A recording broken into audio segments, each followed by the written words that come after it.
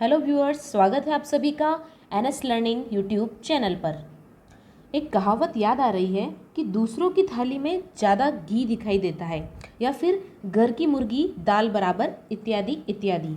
तो अभी तक जिन लोगों का सिलेक्शन नहीं हुआ था या किसी जॉब की ख्वाहिश थी, वो लोग अब ये कह रहे हैं कि क्या ये जॉब अच्छी है, क्या ये गवर्नमेंट जॉब है, क्या ये दूसरी जॉब से बेटर है, क्या हमें इसे ज्वाइन भी करना चाहिए कि नहीं करना चाहिए।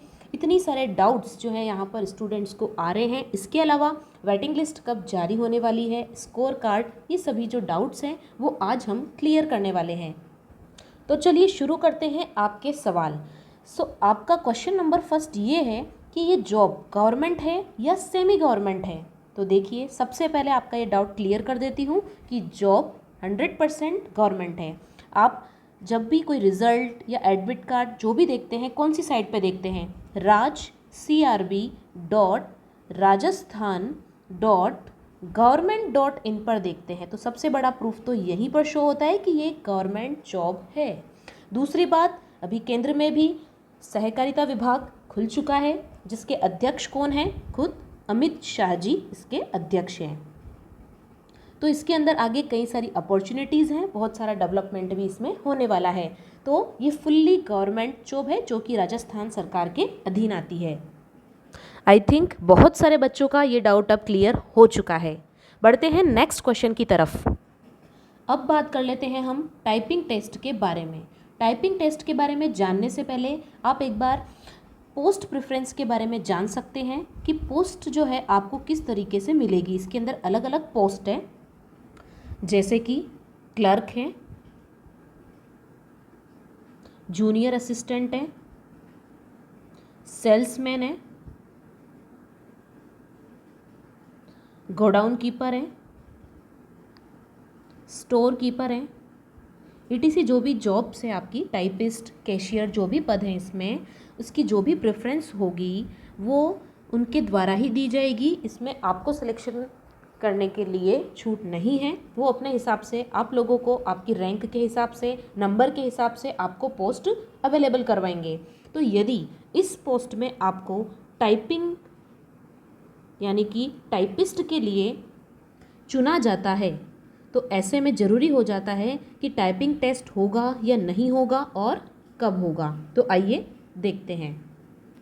सबसे पहले जो टाइपिंग टेस्ट होगा वो आपका डॉक्यूमेंट वेरिफिकेशन के बाद में, आपका जो प्रोबेशन पीरियड होगा सिलेक्शन लेने के बाद में, 2 सालों का जो प्रोबेशन पीरियड होगा उसके अंदर अंदर आपको ये टाइपिंग टेस्ट क्लियर करना है।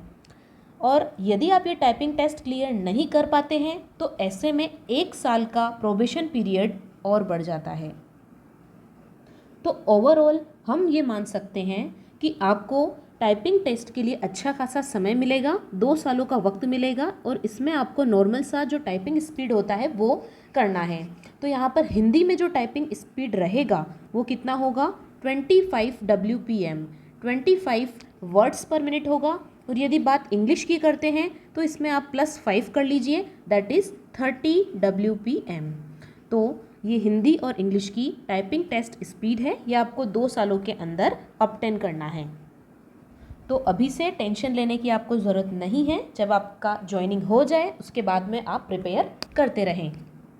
नेक्स्ट बात हम कर लेते हैं बॉन्ड की। देखिए, कोऑपरेटिव बोर्ड के अधिकारियों से हमने इस बारे में बात की है, तो उन्होंने कहा है कि अभी इस बारे में कोई भी डिटेल नहीं है।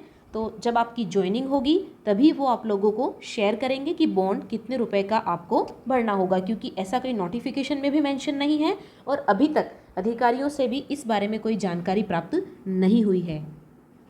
तो ऐसे में गलत जानकारी देने से अच्छा है कि हम आपको इसके बारे में जानकारी ना दें। लेकिन एक रास्ता इसमें यह निकलता है कि यदि आप बॉन्ड नहीं भर पाते हैं तो ऐसे में कई संस्थाएं ऐसी होती हैं जो आपकी इसमें गारंटी लेती हैं और उनको आपको नाम मात्र का शुल्क देना होता है। तो नाम मात्र के शुल्क पर वो आपके बॉन्ड की गारंटी लेती हैं। मीन्स आपको पूरा बॉन्ड भरने की ज़रूरत नहीं रह जाती है।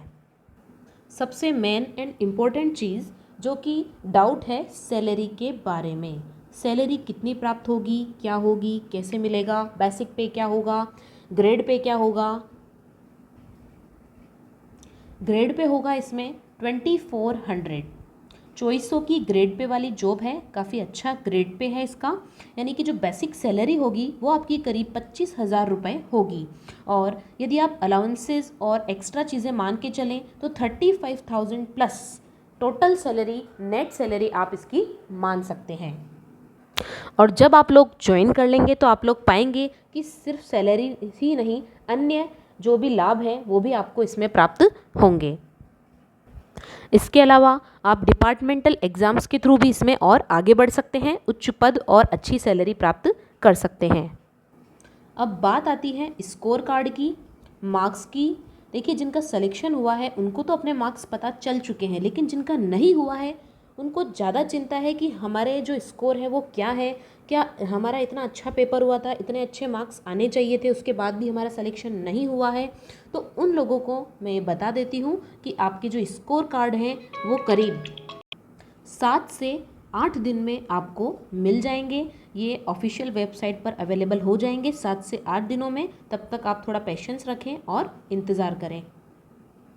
नेक्स्ट आप लोगों का ये सवाल था कि जो EWS सर्टिफिकेट है क्या वो हमें जमा करवाना पड़ेगा, कौन सा सर्टिफिकेट हमें देना होगा।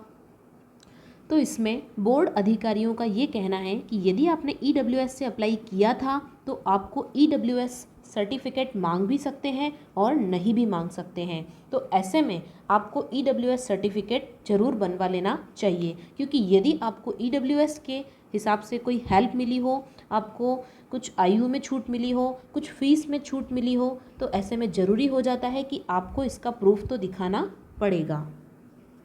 चाहे आपका सिलेक्शन सामान्य कैटेगरी UR से हुआ है, UR सीट पर सिलेक्शन होने के बावजूद भी आपको EWS सर्टिफिकेट ले जाना होगा। तो ऐसा नहीं हो कि वहाँ पर आपको सिर्फ इस छोटे से डॉक्यूमेंट की वजह से अटकना पड़े। तो ऐसे में ये ज़रूर बनवा लें और डॉक्यूमेंट वेरिफिकेशन के लिए ज़्यादा वेट ना करें। जो भी डॉक्यूमेंट आपको चाहिए वो जल्दी से जल्दी बनवा लें।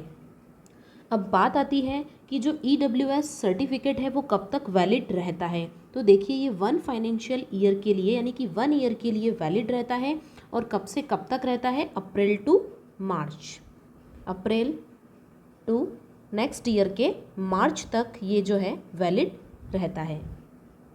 तो जैसे अभी आप अप्रैल 21 के बाद में या अप्रैल के नेक्स्ट मंथ में कभी आपने बनवाया हो तो वो मार्च 2022 तक जो है वैलिड रहेगा। वेटिंग लिस्ट उन लोगों के लिए एक उम्मीद की किरण है जिनको ये लग रहा है कि हमारे अच्छे स्कोर हैं, हमारा भी सिलेक्शन होना चाहिए था।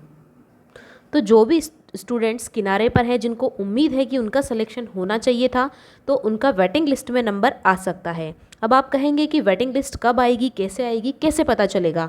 तो वेटिंग लिस्ट जो है वो बाहर शो नहीं होती है, ओपन नहीं होगी।